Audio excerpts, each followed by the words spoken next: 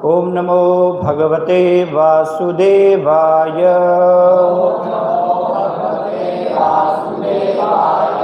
ओम नमो भगवते वासुदेवाय।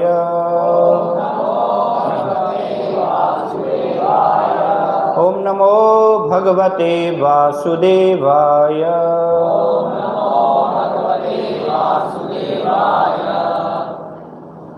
श्रीमद् भगवद गीता यथारूप अध्याय 8 भगवत प्राप्ति श्लोक संख्या 10।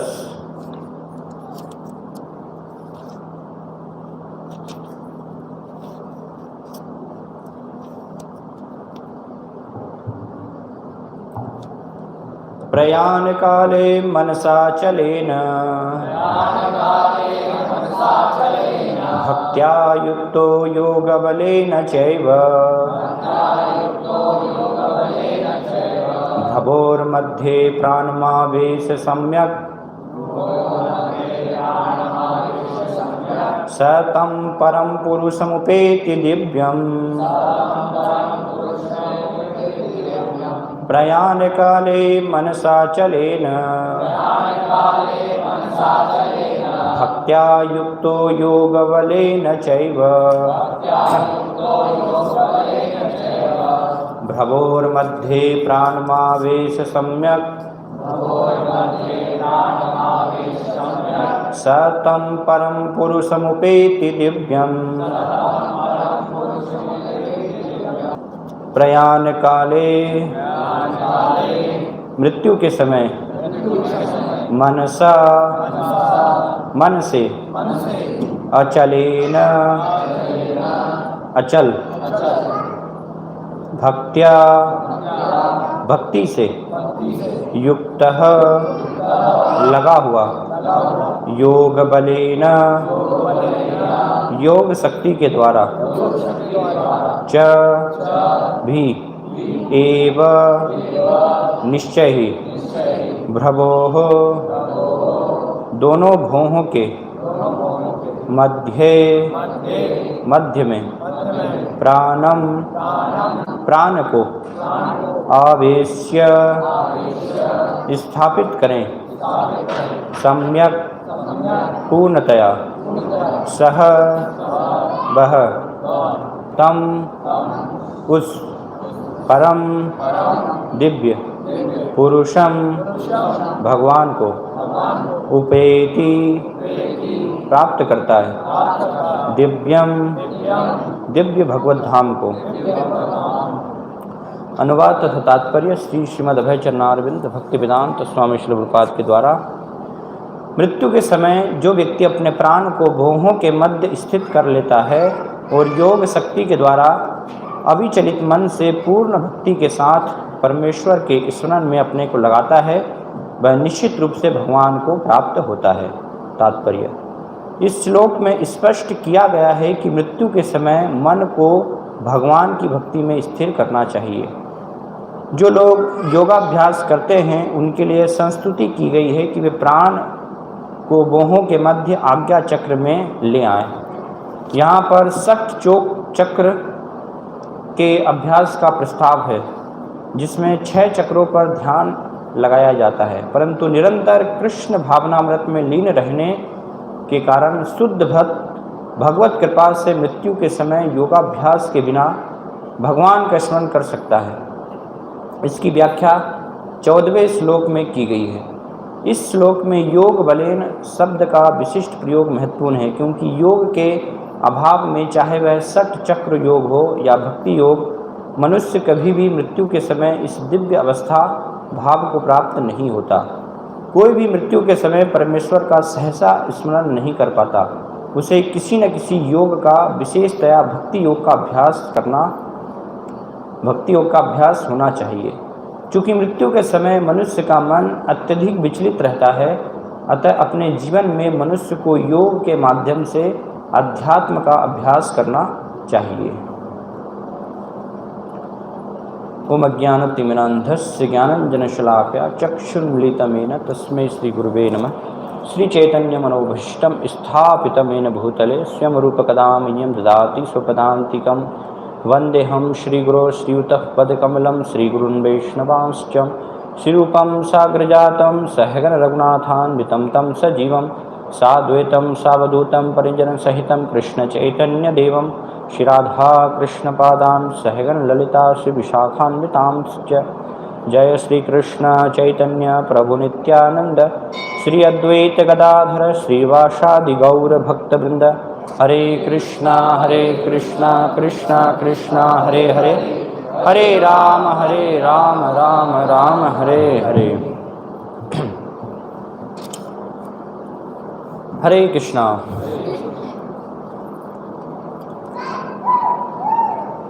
भगवान श्री कृष्ण मृत्यु के समय अपना स्मरण किए जाने की महत्ता पर बल दे रहे हैं। इस श्लोक में विशेष रूप से किस प्रकार से मृत्यु के समय भगवान का ध्यान करना चाहिए, है ना, अपनी आत्मा को कैसे अलग अलग चक्रों से होते हुए उसको आज्ञा चक्र में स्थापित करके और उस स्थिति में एक योगी को प्राण त्याग करना चाहिए भगवान का स्मरण करते हुए। तो इसके बारे में विशेष रूप से इस श्लोक में यहाँ पर भगवान बता रहे हैं। सामान्यतः जो आध्यात्म में लगे हुए हैं तो आध्यात्म में अलग अलग विधियाँ हैं। कुछ लोग कर्म योग के माध्यम से उस प्रक्रिया के द्वारा भगवान तक पहुँचने का प्रयास करते हैं। कुछ ज्ञान योग का सहारा लेते हैं, है ना। कुछ ऐसे लोग हैं जो कि ध्यान योग, जो कि यहाँ पर पद्धति का वर्णन किया जा रहा है, उस पद्धति के द्वारा भगवान को समझने का प्रयास करते हैं। और अंतिम जो सर्वश्रेष्ठ विधि बताई गई है वो है भक्ति योग। भगवान की भक्ति में लग कर के, भगवान की सेवा में लग कर के भगवान को समझना, भगवान को प्राप्त करना। इससे पहले भगवान 6वें अध्याय में योग के बारे में विस्तार से उन्होंने वर्णन किया कि वास्तव में ध्यान योग क्या है, कैसे ध्यान योग करना चाहिए, है ना, क्या उसमें कठिनता है। उसका पूरा वर्णन करने के बाद भगवान 6वें अध्याय के अंतिम में वर्णन करते हैं। 47वें श्लोक में भगवान बताते हैं, योगी नाम अपि सर्वेषाम मद्गतेन अंतरात्मना श्रद्धावान भजते यो माम समय युक्त तमो मतः। भगवान कहते हैं कि सभी योगियों में, है ना, योग की प्रक्रिया भगवान समझाए 6वें अध्याय में, किस लिए कि योग, ध्यान योग कितना कठिन है वास्तव में इस युग में करने के लिए। तो भक्ति योग की तुलना के संदर्भ में जिससे एक बुद्धिमान व्यक्ति ये समझ जाए कि इस युग में संभव नहीं है। इसलिए अर्जुन कहते हैं, जब भगवान ध्यान योग का वर्णन करते हैं तो अर्जुन कहते हैं कि चंचलम मन कृष्ण, है ना, मेरा मन तो चंचल है, तो मन स्थिर करना बहुत कठिन है, तो कैसे ये ध्यान लगा पाना संभव होगा इस युग में, है ना। तो इसलिए फिर भगवान अंतिम में अपना निर्णय देते हैं। भगवान एक वैदिक शास्त्रों के अनुसार पद्धति बता रहे हैं सभी के लिए कि किस प्रकार से अलग अलग प्रकार के योग हैं, है ना। उसमें एक ध्यान योग भी है जिसके माध्यम से भी भगवान तक पहुंचा जा सकता है, लेकिन कठिन प्रोसेस है, आसान प्रक्रिया नहीं है। इसलिए वो वर्णन करने के बाद उस प्रक्रिया का अपना मत, भगवान के हृदय की क्या इच्छा है वो भगवान बताते हैं। तो भगवान क्या कहते हैं कि जो सभी योगी है, अलग अलग प्रकार के कर्म योगी है, ज्ञान योगी है, ध्यान योगी है, उन सभी में जो सर्वश्रेष्ठ है वो कौन है? योगी नाम अपनी सर्वेषाम मद्गतेन अंतरात्मना, जो निरंतर मेरे भजन में लगा हुआ, मेरी भक्ति में लगा हुआ, वो योगी सर्वश्रेष्ठ है। अर्थात कहने का मतलब क्या है कि भक्ति योग वास्तव में सर्वश्रेष्ठ है। और इस अध्याय में भी हम देखते हैं, यहाँ पर भी भगवान प्रारंभ में भगवान ने मृत्यु के समय, मृत्यु जब आती है तो उस समय भगवान का ध्यान करते हुए, है ना, शरीर को छोड़ने का फल क्या होता है भगवान उसके बारे में बताया, है ना। फिर किस प्रकार से भगवान का हम ध्यान करें, तो इसके पूर्व के श्लोकों में भगवान ने उसके बारे में भी वर्णन किया कि भगवान का ध्यान एक आदि दिव्य पुरुष के रूप में हमें करना चाहिए। भगवान का ध्यान इस सृष्टि के नियंता के रूप में हमें करना चाहिए, है ना। कैसे भगवान इस प्रकृति के परे हैं, है ना, ये प्रकृति में बंधित नहीं है। और कैसे भगवान लघु से लघु भी हैं और महान से महान भी हैं। तो इस प्रकार से भगवान का एक दिव्य पुरुष के रूप में उनका ध्यान करना चाहिए, वो प्रक्रिया को भगवान ने बताया। और इस श्लोक में भी भगवान और विस्तार से उस ध्यान की पद्धति का वर्णन कर रहे हैं। लेकिन इसी अध्याय में, जैसे 6वें अध्याय में भगवान ने ध्यान का वर्णन करने के बाद कहा कि भक्ति योगी सर्वश्रेष्ठ है, उसी प्रकार से इस अध्याय में भी अंतिम में जो अंतिम श्लोक है भगवान उसमें वर्णन करेंगे। वहाँ पर बता रहे हैं भगवान, वेदेषु यज्ञेषु तपस्सु चैव दानेषु यत्पुण्य फलम प्रदिष्टम अत्येति तत्सर्वमिदं विदित्वा परम स्थान उपेति चाध्यम। तो भगवान अंतिम में अपना इस अध्याय के भी निर्णय दे रहे हैं। भगवान क्या कह रहे हैं कि जो भक्ति योगी है, अगर कोई प्रारंभ से ही भगवान की भक्ति में लगता है तो भक्ति करने से वेदेषु, वेदों का अध्ययन करना है ना, वैदिक संस्कृति में 4 आश्रमों में से प्रथम आश्रम ब्रह्मचारी आश्रम है ना। तो ब्रह्मचारी आश्रम में गुरु के समीप जा कर के वहाँ पर वेदों का अध्ययन करना होता है। तो भगवान समझा रहे हैं कि अगर कोई वेदों का जो है अध्ययन कर रहा है, वेदेषु यज्ञेषु यज्ञ कर रहा है ना, बड़े बड़े अलग अलग प्रकार के यज्ञों का आयोजन कर रहा है, वेदेषु यज्ञेषु तपस्सु अलग अलग प्रकार की तपस्या कर रहा है कोई व्यक्ति है ना, अपने आप को गले तक जल में डुबा करके वो तपस्या में लीन है, या जल के अंदर समाधि बना करके वहाँ तपस्या कर रहा है, अपने चारों ओर भीषण गर्मी में अग्नि जला करके कोई तपस्या में लगा हुआ है, और अनेक अनेक प्रकार की तपस्या, कोई एक टांग पर खड़ा है, कोई उल्टा लटक रहा है, सब जो है। तो वो सारी प्रकार की तपस्सु चैव है ना, तपस्या से भी जो फल प्राप्त होता है भगवान बता रहे हैं। फिर आगे दानेषु, अगर कोई जो है सकाम कर्म में हम देखते हैं कि बहुत सारे दान देने का प्रयास किया जाता है, कोई अगर दान दे रहा है तो जो भी इनसे फल प्राप्त होगा, वेदेषु यज्ञेषु तपस्सु चैव दानेषु यत् पुण्य फलम प्रदिष्टम, वो सारे फल क्या प्राप्त हो जाएंगे, अत्येति सर तत्सर्वमिदं विदित्वा।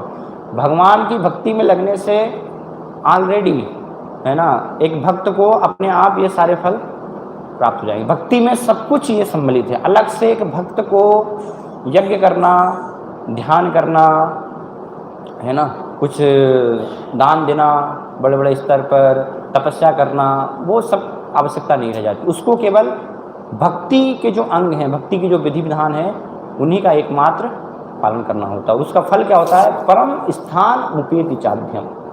ऐसा भक्त जो है परम, इस भौतिक जगत से परे उस स्थान को प्राप्त करता है, यहाँ से कि दोबारा से फिर यद गत्वा न निवर्तन्ते तद धामम परमम मम, दोबारा से इस जगत में यहाँ पर वापस नहीं आना होता। लोग शक्तिशाली होते थे, तपस्या कर सकते थे है ना, जैसे हम देखते हैं हिरण्यकशिपु है, और भी कितने महान मानस एक पेड़ पर खड़े रह करके तपस्या कर रहे हैं कई हजार वर्षों तक, पूरा शरीर जो है चींटियों ने खा लिया है ना, फिर भी तपस्या में लगे हुए हैं। तो वो संभव है आज के समय में इतनी कठिन जो है तपस्या करना कि आप एक पेड़ पर खड़े होकर हजारों सालों तक, पहली बात तो आपकी जो है आयु नहीं है 1000 साल है ना, 50 साल तो आयु, 50 साल में तो मन और इंद्रियों पर भी संयम प्राप्त करना, जो योग की प्रारंभिक अवस्थाएं यम नियम, उसमें सिद्धि प्राप्त करना भी वो संभव नहीं हो सकता है ना। यम, कोई व्यक्ति यम नियम से ही आगे नहीं बढ़ेगा, तो फिर आगे की जो प्रक्रिया है धारणा, ध्यान और समाधि, वो तो इस प्रक्रिया के माध्यम से संभव ही नहीं, क्योंकि आयु बहुत सीमित है ना, और शक्ति नहीं है कलयुग में, मन चंचल है ना, बुद्धि भी कम है। तो इसलिए भगवान एक सामान्य प्रक्रिया के माध्यम से तुलना करने के लिए ये अर्जुन को बता रहे हैं ध्यान योग का, लेकिन हमें इससे भ्रमित नहीं होना चाहिए है ना। इसलिए महान आचार्यों की टीकाओं की आवश्यकता होती है ना। भगवद गीता को हमें भक्तों के माध्यम से समझना होता है कि भगवान के भाव को हम समझ पाएँ वास्तव में है ना। अगर ऐसे आचार्यों का अनुसरण नहीं करेंगे तो हम सोचेंगे कि देखिए भगवान तो ध्यान योग का वर्णन कर रहे हैं, तो ठीक है हम ध्यान लगाएंगे है ना, हमें ध्यान करना चाहिए, तो भगवान ही वर्णन कर रहे हैं भगवद गीता में है ना। 6वें अध्याय पूरी प्रक्रिया का वर्णन कर रहे हैं, और बहुत सारे लोग करते भी हैं है ना। बहुत सारे लोग जो हैं भगवान के इन वचनों को स्वीकार करके और करते हैं कि भगवान भगवद गीता में बोल रहे हैं तो ठीक है हम ध्यान करें, लेकिन भगवान का जो है भाव क्या है, उनका निष्कर्ष क्या है, वो बता रहे हैं, तो क्या भगवान की वो वास्तविक इच्छा है ना। वो भक्त जानते हैं, भगवान की इच्छा को भक्त जानते हैं। इसलिए भगवान श्रीमद् भागवतम में अपने प्रिय भक्त उद्धव जी को बताते हैं। उद्धव जी को जब अंतिम में भगवान का जो है इस जगत से प्रयाण हो रहा था, भगवान जब प्रस्थान करने की तैयारी कर रहे थे अपनी लीलाओं को समाप्त करके, तो उद्धव जी को उन्होंने उपदेश दिए, जिसको कि उद्धव गीता कहा गया है। तो उसमें उद्धव जी को बताते हैं, बहुत ही सुंदर एक श्लोक आता है, वहाँ पर वर्णन करते हैं भगवान, न साधयति माम योगो न सांख्यम धर्म उद्धव न स्वाध्याय स्तपस्त्यागो यथा भक्तिर ममोर्जिता।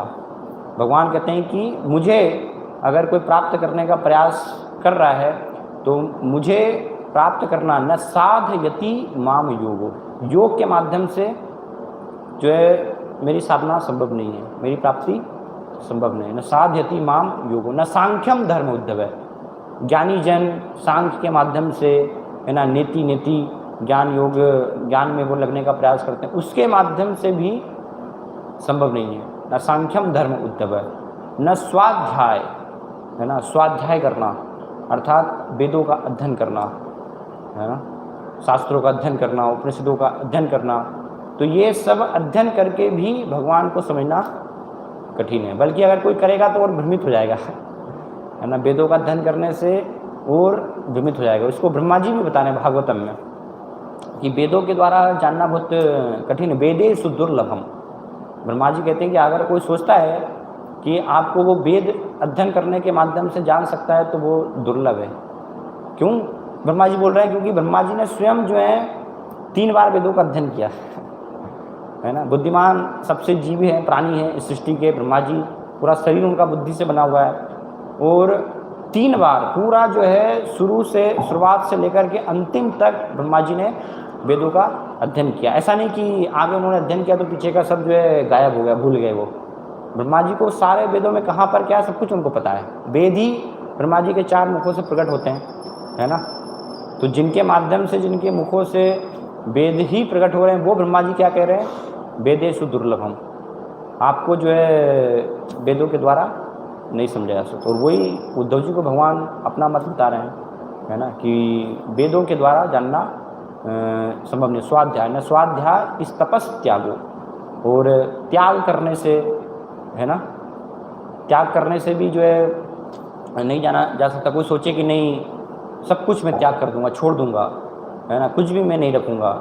जैसे आपने देखा होगा कुछ लोग जो हैं दिगंबर हो जाते हैं है ना, जैन मुनि बन जाते हैं, तो आपने सब कुछ त्याग कर दिया है। लेकिन ऐसे कोई त्याग करने से भक्ति में नहीं लगे और खाली बस आपने त्याग कर दिया तो उससे कोई भगवान की प्राप्ति नहीं होने वाली है ना। शिलवास बताते हैं कि ऐसे त्याग करना, वो तो बंदर भी दिखते हैं जंगल में आपको नंगे घूमते हुए, ऐसा लगेगा कुछ भी नहीं उनके पास, बैरागी हैं, त्यागी हैं लेकिन उससे कोई जो है भगवान को नहीं समझा सकता। तो न स्वाध्याय इस तपस त्यागो, त्याग के द्वारा नहीं जाना जा सकता, वो तपस्या के द्वारा है ना, तपस्या करने से भी नहीं जाना जा सकता। कैसे जाना जा सकता है? यथा भक्तिर ममोर्जिता, कोई अगर मेरी भक्ति में लगता है तो भक्ति के द्वारा बहुत सरलता से व्यक्ति, उसको एक कठिन प्रयास करने की आवश्यकता ही नहीं है ना, बहुत सरलता से वो मुझे जान लेगा, मेरा साक्षात्कार कर लेगा। तो इसलिए हमें भगवान भगवद गीता में ज्ञान योग का भी वर्णन करते हैं, अर्जुन को बता रहे हैं है ना, ध्यान योग का भी वर्णन कर रहे हैं भगवान, जो है कर्म योग का भी वर्णन कर रहे हैं भगवान, बता रहे हैं कि कर्म करो। लेकिन ये सब बताने के बाद अगर भगवद गीता को आप अच्छे से समझेंगे तो भगवान का जो मत है, भगवान अंतिम में 18वें अध्याय में बता रहे हैं, भक्त्या माम अभिजानति, एकमात्र भक्ति से मुझे जाना जा सकता है ना। क्यों? क्योंकि ये सब प्रक्रिया में कहीं ना कहीं आप देखेंगे तो वो एक इच्छाएं हैं है ना। कर्म योग में जो पालन करता है एक व्यक्ति, उसकी इच्छा होती है ना, कि मुझे कुछ इसके माध्यम से फल प्राप्त हो।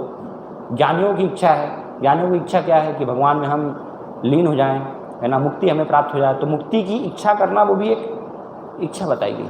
इसलिए क्या होता है, ऐसे व्यक्ति प्राप्त कर लेते हैं, उनको कुछ मुक्ति मिल जाती है, सायोज्य, सामीप्य, सालोक्य, लेकिन भगवान की भक्ति से वो आकर्षित नहीं है, भगवान की सेवा से वो आकर्षण उनका नहीं हुआ है, तो उनको मुक्ति प्राप्त करने के बाद भी आनंद नहीं आता है। और फिर उसका परिणाम क्या होता है? श्रीमद् भागवतम में ब्रह्मा जी कहते हैं आरुतुच्छेन परम पदम ततः पतंती अधः, कि दोबारा से उस परम स्थान को प्राप्त करने के बाद भी, क्योंकि भगवान की भक्ति से आकर्षित नहीं, सेवा में रुचि नहीं है, भगवान की सेवा करने में कोई उत्साह नहीं है, सेवा से बचना चाहते हैं वो, है ना, सेवा से भागना चाहते हैं। तो इसलिए क्या होता है, फिर दोबारा से उनका इस जगत में पतन होता है। आरुपिच्छेन परम पदम पतंती अधः, इसी जगत में वापस वो आ जाते हैं, क्योंकि आत्मा का स्वभाव है आनंद, है ना, वो आनंद चाहती है और वो केवल भगवान की सेवा में ही संभव हो सकता है।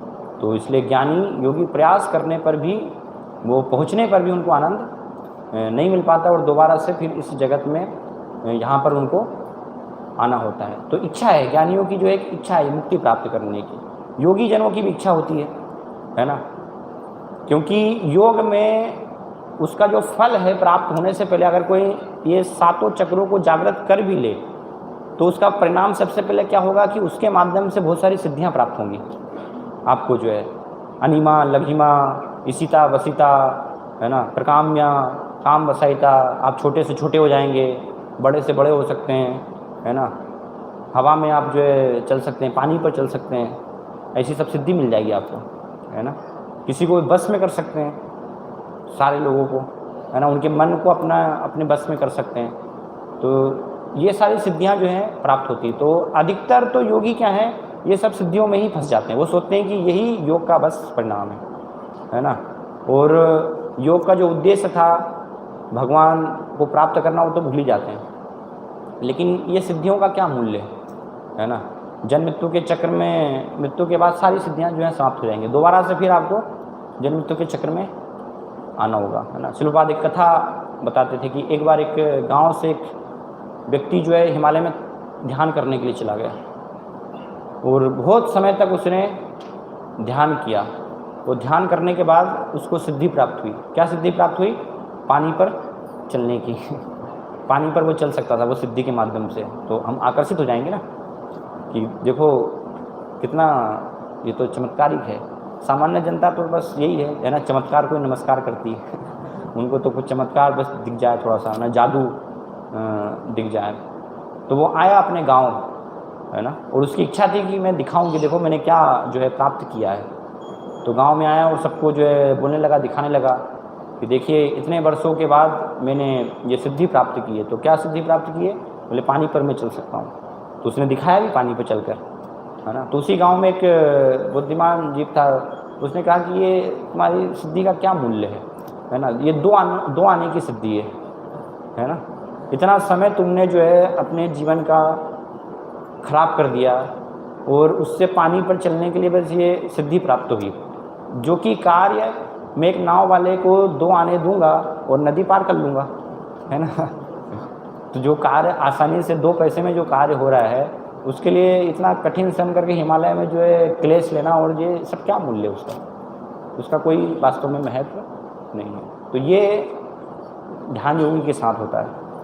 उनको जब सिद्धियां प्राप्त होती हैं तो क्या होता है, वो सिद्धियों से आकर्षित हो जाते हैं, सिद्धियों में फंस जाते हैं और जीवन का लक्ष्य कि मुझे जो है मृत्यु के समय प्राण त्याग करना है, भगवान को जाना है, वो तो भूल ही जाते हैं। इसलिए बहुत कम योगी जो हैं उस लक्ष्य को इस प्रक्रिया के माध्यम से, ध्यान योग की प्रक्रिया के माध्यम से समझ पाते हैं। तो इसलिए भगवान जो बता रहे कि इनकी भी क्या है, इच्छा है ना, कुछ सिद्धि प्राप्त करने की इच्छा है। सामान्यतः योग, ध्यान योग, ये बहुत सारे लोग तो इसीलिए करते हैं।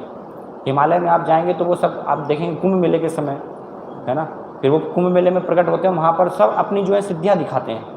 वो न्यूज में भी आता है ना, आपने पढ़ा होगा, कोई जो है 400 सालों से एक पैर पर खड़ा है ना, उन्होंने दूसरा पैर अपना ज़मीन पर रखा ही नहीं। बाबा जी ऐसे हैं कुछ, है ना, बहुत सारे। तो अलग अलग प्रकार के ऐसे आप देखेंगे वहाँ पर योगी जन आते हैं कुंभ के मेले में। आप जाएंगे तो सब आपको जो है ऐसे अलग प्रकार के चमत्कारिक लोग मिल जाएंगे। तो वो किस लिए आते हैं? वो सब दिखाने के लिए आते हैं, है ना, कि हमारी प्रतिष्ठा हो, देखो मैंने क्या प्राप्त किया, मैं एक पैर पर खड़ा हूँ। तो उसमें आनंद मिलता है ना, इसमें एक जो है क्षणिक आनंद की प्राप्ति होती है अपनी मान सम्मान पूजा लाभ प्रतिष्ठा में, लेकिन उसका कोई वास्तव में महत्व नहीं। तो इसलिए बताया कि ये सब जो है प्राप्त करने के बाद भी अशांत रहते हैं, पूर्ण रूप से इनको शांति प्राप्त नहीं हो पाती। इसलिए चेतन चेतामृत में बताया भुक्ति मुक्ति सिद्धि कामी सकली अशांत, है ना। जो मुक्ति संसार का भोग चाहने वाले, मुक्ति ज्ञानी चाहने वाले हैं, है ना, और ध्यान योगी, है ना, जो सिद्धि चाहते हैं, ये सब क्या है, अशांत रहेंगे। एकमात्र कृष्ण भक्त जो है, कृष्ण भक्त निष्काम अतएव शांत, कृष्ण भक्त को ही पूर्ण रूप से शांति प्राप्त हो सकती। क्यों? क्योंकि उसकी कोई इच्छा नहीं है। जब तक आपकी जो है इच्छा है तब तक आप शांति प्राप्त नहीं कर सकते, अगर कुछ भी आपकी इच्छा है तो, है ना। जिसने सारी इच्छाओं का त्याग कर दिया है, सारी इच्छाओं का त्याग करके केवल एक इच्छा है ना, क्या इच्छा है? कृष्ण की सेवा। वो इच्छा जो है पूर्ण रूप से उसके अंदर है, तो ऐसा व्यक्ति शांति प्राप्त कर सकता है। और उसका वर्णन भगवान इसलिए बता रहे हैं, इसी बात तात्पर्य में लिख रहे हैं कि वो कैसे होगा। ये सब जो है इतना कठिन श्रम करके जो प्राप्त करते हैं वो भक्ति योगी, भक्ति में लगने से आगे भगवान इसी अध्याय में जो है 14वें श्लोक में बताएंगे कि जो भक्त अनन्य चेता सततम यो माम स्मृति नित्य सह तस्याहम सुलभ पार्थ है, कि उसके लिए मैं क्या हूँ, बहुत ही सुलभ हूँ। जो क्या कर रहा है? अनन्य चेता सततम यो माम स्मृति नित्य सह, मेरी भक्ति में लगा हुआ है। कैसे लगा हुआ है? अनन्य रूप से, है ना, अनन्य मन से। तो भक्ति को इसलिए हमें सरल है, उसको समझने की आवश्यकता है। अनन्य रूप से हमें अपने आप को भक्ति में समर्पित करना होगा भगवान की। और भक्ति अर्थात, भक्ति क्या है? भक्ति अर्थात सेवा, है ना। हमारी इंद्रियों के माध्यम से, अलग अलग जो भी इंद्रियां हैं, सभी प्रकार की इंद्रियों के द्वारा भगवान की कुछ ना कुछ सेवा करने का प्रयास करना। सारी इंद्रियों को, जो इंद्रियों के स्वामी हैं, ऋषिकेन ऋषिकेश सेवनम भक्ति उच्यते, इसलिए भक्ति की परिभाषा दी गई है कि भक्ति क्या है? सारी हमारी इंद्रियों को, जो इंद्रियों के स्वामी हैं भगवान ऋषिकेश, उनकी सेवा में नियोजित करना, उनकी सेवा में लगाना। और वो कैसे? अनन्य रूप से, है ना। तो अनन्य रूप से अर्थात कि हमारा मन जो है वो भगवान की भक्ति के अलावा दूसरे और किसी चीज़ में कहीं भी लगा हुआ नहीं होना चाहिए, कहीं भी वो विचलित नहीं होना चाहिए, है ना। एकमात्र जो लक्ष्य है, जो फोकस है, वो केवल भगवान की सेवा पर होना चाहिए। उसको कहा गया है अनन्य रूप से। तो ऐसा अनन्य रूप से जो लगा होता है, वो कैसे लगा होता है? सततम, है ना। अनन्य चेता सततम, अनन्य मन से। सततम का अर्थ है लगातार, निरंतर, है ना। तो भक्ति जो है वो लगातार करने की आवश्यकता है, निरंतर, हर क्षण, है ना। ऐसा एक भी क्षण नहीं कि उसमें जो है हम भक्ति नहीं कर रहे हैं, है ना। इसलिए बताया भक्ति में जो प्रक्रिया है, भगवान की सेवा की जो प्रक्रिया है, उसमें कोई भी छुट्टी नहीं है ना। वो छुट्टी है अर्थात हम सोच रहे हैं कि नहीं, अब बहुत सेवा कर ली हमने, बहुत भगवान की भक्ति कर ली, है ना, 1 महीने से हम भक्ति कर रहे हैं, आज थोड़ा 1-2 दिन अब रेस्ट ले लेते हैं। तो वो विचार क्या है? वो माया है फिर वो फिर माया है ना। अर्थात आप जो है माया में अभी आ गए। इसलिए बताया कि अनन्य चेता, अनन्य मन से सततम, सततम अर्थात लगातार, निरंतर, है ना। हर दिन होनी चाहिए, हर क्षण जो है होनी चाहिए। ऐसा नहीं कि हम जो है एक संडे आ गए, फिर दूसरे संडे गायब हो गए, फिर तीसरे संडे आ गए नहीं, है ना। हर दिन जो लगातार हमें इसको करने का प्रयास करना। तो अनन्य चेता सततम जो माम स्मृति नित्य से, इस प्रकार से भक्ति में लग करके कोई व्यक्ति मेरा स्मरण करने का प्रयास करता है तो उसके लिए मैं सुलभ हूँ। और बहुत सरल है ना। भक्ति योग के द्वारा आप देखेंगे तो कठिन नहीं है ना। भगवान का जो है स्मरण करना, इतना आपको जो है कुछ करने की आवश्यकता नहीं है। ध्यान में सब यम नियम आसन, सब याज्ञा चक्रों को जो है जागृत करना। और बताया वास्तव में कि एक भक्त, ये सब सिद्धियां जो योग के माध्यम से है वो सारी उसको प्राप्त हो जाती है केवल भगवान की भक्ति में लगे रहने से, है ना। सारी सिद्धियों को वो प्राप्त कर लेता है, जो इतनी कठिन प्रयास करने के बाद जिनको प्राप्त हो। वास्तव में जो मुक्ति है, जो कि मुक्ति प्राप्त करने के लिए ज्ञानी जन कई कई जीवनों प्रयास करते हैं, मुक्ति सिद्धि ये सब बताया गया कि भक्त के सामने जो है समक्ष मुक्ति स्वयं मुक्लिकांजलि सेवते अस्मान, धर्मार्थ काम गतः समय प्रतीक्षा, कि धर्म है, अर्थ है, काम है, मोक्ष है, ऐश्वर्य है ना, सारी सिद्धियां हैं, ये सब क्या है? भक्त के आगे हाथ जोड़े ऐसे जो है खड़े रहते हैं, है ना। मुक्ति स्वयं मुकुलतांजलि सेवते अस्मान, कि वो खड़े हैं कि आप भक्त, आप हमें जो है स्वीकार कर लो, है ना। वो भक्त के पास जाने के लिए तैयार हैं ये सब, लेकिन भक्त उनको स्वीकार नहीं करता, क्योंकि भक्त को इनसे कोई मतलब नहीं। उसका एक ही मात्र कार्य है, अनन्य चेता सततम, केवल भगवान का जो है सतत रूप से स्मरण करना, भगवान की सेवा करना। उस जो है स्तर से, है ना, वो एक क्षण भी अपने मन को दूसरी जगह में ले जाना नहीं चाहता। ये भक्तों का स्तर बताया गया, है ना। इसलिए आप देखिए भागवतम में जो सर्वोच्च भक्ति के स्तर पर हैं भगवान के भक्त गोपियाँ हैं, है ना, तो वो निंदा कर रही, ब्रह्मा जी की निंदा करती है वो, है ना, कि ब्रह्मा जी ने आँखों के समक्ष पलकें बना दी, है ना। वास्तव में ब्रह्मा जी को ज्ञान नहीं है, ब्रह्मा जी बुद्धिशाली नहीं, उनको निर्माण करना नहीं आता कि कैसे जो है मनुष्य का निर्माण करना चाहिए। उन्होंने पलकें बना दी, तो इन पलकों के कारण क्या होता है, भगवान को देखने में हमें सतत रूप से विघ्न होता है, क्योंकि पलकें झपकनी पड़ती है। तो जितना समय पलकें हम झपकते हैं तो भगवान के उतने समय दर्शन नहीं कर पाते, है ना। तो इसलिए ब्रह्मा जी को दोबारा से सृष्टि करनी चाहिए। ब्रह्मा जी को वास्तव में ज्ञान नहीं, गोपियाँ कह रही हैं, है ना, क्योंकि अनन्य रूप से थोड़ा सा भी जो है वो विघ्न नहीं, एक क्षण के लिए भी वो विघ्न नहीं चाहते, है ना। तो ऐसे भक्त के लिए भगवान बता रहे हैं कि ऐसा जो अनन्य रूप से लगा हुआ है उसके लिए मैं बहुत सुलभ हूँ, तस्याहम सुलभ पार्थ। हर समय भगवान ऐसे भक्त के लिए उपस्थित हैं, है ना, हर स्थान पर। जब वो भक्त जो है भगवान का दर्शन करना चाहता है ना, वो भगवान उसके लिए जो है उपस्थित रहेंगे। ऐसे भक्त को स्वयं भगवान भजन करते हैं, भगवान उसका जो है चिंतन करते हैं, भजते हैं। भगवान ये पुराणों में बताते हैं ना कि जिस भाव के अनुसार, जिस अनन्य भाव से एक भक्त मेरा भजन करता है उसके हृदय में केवल मैं ही रहता हूँ, ऐसे ही मेरे हृदय में ऐसे मेरे सारे जो भक्त जो हैं वो निवास करते हैं। उनके अलावा मेरा कोई जो है दूसरा चिंतन नहीं होता, मैं भी रात दिन जो है उनका ही चिंतन करता हूँ, है ना। तो भक्त और भगवान का ये संबंध है कि भक्त अनन्य रूप से भगवान के चिंतन को बढ़ा रहे हैं, है ना, और भगवान भी क्या कर रहे हैं, अपने भक्तों का चिंतन कर रहे हैं। एक क्षण के लिए वे भगवान भी अपने भक्तों को नहीं भूलते, और ऐसे अनन्य भक्त जो हैं वो भी एक क्षण के लिए भी भगवान को किसी भी स्थिति में नहीं भूलते हैं, है ना। तो इसलिए भक्ति बहुत सरल विधि है ना, और पूरा भगवद गीता का जो संदेश है, भगवद गीता का सार है, वो पूरा भक्ति योगी है ना। वास्तव में भगवान जो है अपनी भक्ति के बारे में ही भगवद गीता में बता रहे हैं कि कैसे हम भगवान की भक्ति में लगें। ये भक्ति को समझे, जो ज्ञानियों का मत है, ध्यानियों का मत है, उससे हम भ्रमित नहीं हो, है ना। ज्ञानियों का मानना क्या है कि भक्ति तो प्रारंभिक लोगों के लिए है ना। तो प्रारंभिक स्तर पर जो है वो भक्ति करते हैं, और बाद में जब भक्ति से ऊपर उठ जाएंगे तो फिर ज्ञान योग पे आ जाएंगे, है ना। आप समझ जाएंगे कि आप ही जो हैं भगवान हैं, आप भगवान में लीन हो सकते हैं, है ना।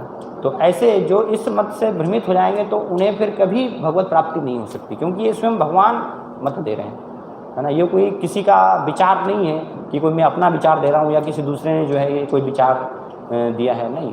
भगवान साक्षात जो है कृष्ण स्वयं यहाँ पर ये बता रहे हैं कि मुझे प्राप्त करना है तो उसके लिए फिर मेरी अनन्य रूप से भक्ति में लगना पड़ेगा। यही एकमात्र जो है इस कलयुग में प्रक्रिया है। और भक्ति करने का जो सरलतम उपाय है ना, वो क्या बताया, भगवान का नाम, है ना। भगवान का नाम जो है कीर्तन करना, हरे कृष्ण महामंत्र का निरंतर जप करना। इसलिए चैतन्य महाप्रभु कृष्ण जो है वो चैतन्य महाप्रभु के रूप में आते हैं, है ना, और इस जगत में हरिनाम का प्रचार करते हैं।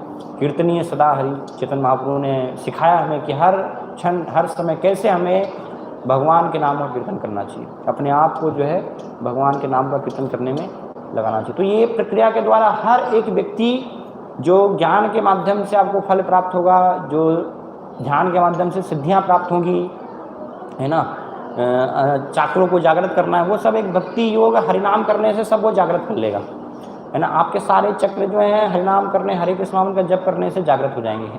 आपको अलग से बहुत समय इसमें खराब करने की आवश्यकता नहीं। और उसका उदाहरण हम देखते हैं श्रीमद् भागवतम में, इसका उदाहरण मिलता है महाराज अम्बरीश के उपाख्यान में, है ना, कि महाराज अम्बरीश जो है वो एक राजा है, और दुर्वासा मुनि जो कि योगी हैं, है ना, बहुत ही महान योगी, उनके पास सिद्धियां हैं। तो वो योगी जब आते हैं दुर्वासा मुनि महाराज अम्बरीश के पास, तो अम्बरीश महाराज ने उस दिन एकादशी व्रत किया था, तो उनका एकादशी व्रत खोलने का समय हो जाता है और उसी समय उनका आगमन होता है। वो दुर्वासा मुनि तो अपने 60,000 शिष्यों के साथ चलते थे, है ना। तो उन्होंने कहा कि हम आपके यहाँ पर प्रसाद ग्रहण करेंगे। तो अतिथि को जो है प्रसाद खिलाना ये एक वैदिक संस्कृति में नियम है ना, ऐसे महान ऋषियों को। लेकिन उनका पारण का भी समय हो रहा था, तो उन्होंने जो ब्राह्मण हैं, ऋषि मुनि हैं, उनसे सलाह करके कुछ जल ग्रहण कर लिया, क्योंकि ऐसी विशेष स्थिति में जल ग्रहण करने को भी उपवास को खोलने के समान माना गया। तो दुर्वासा ऋषि बहुत क्रोधित हो गए उससे कि मुझे खिलाए बिना जो है इन्होंने स्वयं ग्रहण कर लिया, कैसे, बोले ये इस प्रकार से इनको स्वागत करना भी नहीं आता है। तो तुरंत क्रोध में, क्योंकि दुर्वासा मुनि तो वैसे भी उनका क्रोधित स्वभाव जाना ही जाता है ना, तुरंत बहुत जल्दी क्रोधित हो जाते हैं वो। तो क्रोध में जो एक असुर एक को उत्पन्न करते हैं वो, है ना, राक्षस, अम्बरीश महाराज को मारने के लिए। तो ऐसा लग सकता है कि अम्बरीश महाराज के पास कोई सिद्धियां नहीं है, उन्होंने ध्यान नहीं किया, उन्होंने अपने चक्रों को जो जागृत नहीं किया। लेकिन ऐसे भक्त के लिए जो है सारी सिद्धियां, सारी शक्तियां हमेशा जो है उपस्थित रहती हैं हर समय। तो तुरंत भगवान का जो है सुदर्शन चक्र वहाँ पर प्रकट हो जाता है ना, और सुदर्शन चक्र वो उस असुर को भस्म कर देता है। और फिर सुदर्शन चक्र पीछे लगता है दुर्वासा मुनि के मारने के लिए। तो अम्बरीश महाराज को जब मारने का प्रयास किया गया तो वो तनिक भी, एक कदम भी उन्होंने पीछे नहीं हटाया ना। ये भक्ति योग की महत्ता है। और दुर्वासा मुनि के पीछे जब चक्र लगा तो इतने ध्यानी हैं, योगी हैं, लेकिन तुरंत भागने लगे वो, है ना। ब्रह्मा जी के पास गए, शिव जी के पास गए, बचाइए मुझे, है ना, ये सुदर्शन चक्र की अग्नि से मुझे जलन हो रही है। लेकिन कोई भी जो है उनकी रक्षा वास्तव में नहीं कर पाया, है ना। अंतिम में फिर उनको अम्बरीश महाराज की ही शरण लेनी पड़ी। तो कहने का तात्पर्य क्या है, मतलब क्या है कि एक भक्त जो है साधारण दिख सकता है ना, लेकिन अनन्य रूप से अम्बरीश महाराज, जो कि हर एक इंद्रियों को उन्होंने जो है भगवान की सेवा में लगाया, अनन्य रूप से भगवान की भक्ति में लगे हैं, तो वास्तव में ऐसे भक्त के पास सब सिद्धियाँ, सब कुछ जो है उसके पास होता है। भक्ति के माध्यम से वो सब कुछ प्राप्त कर लेता है, क्योंकि उसने भगवान को प्राप्त कर लिया है। और भगवान क्या है, भगवान जो है योगेश्वर श्री कृष्ण है, सारी योग के स्वामी हैं, सारी सिद्धियों के स्वामी हैं, है ना। हर वस्तु के जो है स्रोत हैं वो भगवान है। तो जब भगवान को ही अगर किसी ने प्राप्त कर लिया है तो फिर उसको और दूसरी चीज़ की किसी की आवश्यकता नहीं रह जाती। इसलिए भक्ति के द्वारा हर चीज़ जो सारी ये अलग अलग योगों के माध्यम से प्राप्त होगा, वो एक भक्त सरलता से भक्ति के माध्यम से प्राप्त कर लेता है ना। तो इसलिए हमें क्या करना है, अपने आप को निरंतर अनन्य भाव से, अनन्य रूप से सततम, लगातार, बिना क्षण रुके हुए, है ना, अहेतु की अप्रतिहता, अहेतु की रूप से, जिसमें कृष्ण को संतुष्ट करने के अलावा और कोई हमारी दूसरी इच्छा नहीं होनी चाहिए, है ना, कि कुछ मुझे प्राप्त हो जाए, वो दूसरी कुछ किसी भी प्रकार की इच्छा, एकमात्र भगवान को संतुष्ट करना, अहेतु की और अप्रतिहता, अर्थात लगातार, है ना, हर क्षण वो भक्ति संपन्न होना चाहिए। तो इस प्रकार से अगर इस स्तर पर कोई भक्ति करेगा तो फिर भगवान उसके लिए क्या बता रहे हैं कि उसके लिए मैं सुलभ हूँ, तस्याहम सुलभ पार्थ है ना, वो मेरे धाम को प्राप्त करेगा। इस श्लोक में भगवान उसी को यहाँ पर बता रहे हैं। सतरम परम स्थान उपेति चाध्यम, है ना, कि वो मेरे स्थान को प्राप्त करता है, जो कि मनुष्य जीवन का लक्ष्य है, कृष्ण प्रेम, भगवान के चरण कमलों की प्राप्ति। तो इसलिए हम भक्ति योग पर ही हमारा ध्यान केंद्रित करें एकमात्र, है ना। पूरा हमारा जो लक्ष्य है, मन को इस प्रकार से हमारा जो है हमें प्रशिक्षित करना चाहिए कि पूरा हमारा हर समय ध्यान पूरा भक्ति योग से, थोड़ा सा भी हम इधर उधर दूसरे किसी रास्ते पर नहीं जाएं। इस रास्ते पर, भक्ति योग के रास्ते पर चलते रहेंगे हम, धीरे धीरे आगे बढ़ते रहेंगे, तो इसमें एक दिन सफलता निश्चित है। लेकिन इस मार्ग से अगर भटक जाएंगे, इस रास्ते से हम भटक जाएंगे और दूसरे रास्ते विधियों को अपना कर सोचेंगे कि इनके माध्यम से जल्दी हमें सिद्धि प्राप्त हो जाए, तो फिर वो पूरा जीवन हमारा जो है चला जाएगा, और हो सकता है कहीं कहीं जीवन भी हमारे व्यर्थ चलाएँ। तो इसलिए भक्ति योग की महत्ता को हम समझें, इसकी श्रेष्ठता को समझें, और अपने आप को पूर्ण रूप से हम भक्ति योग में नियोजित करें। हरे कृष्णा। तो यहाँ पर हम विराम देंगे। कोई अगर प्रश्न है, किसी के जिज्ञासा है, पूछ सकते हैं, 2-3 मिनट है।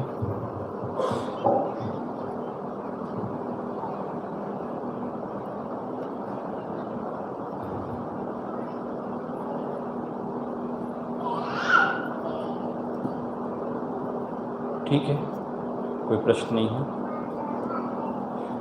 श्रीमद् भगवद गीता यथारूप की जय, श्रील प्रभुपाद की जय।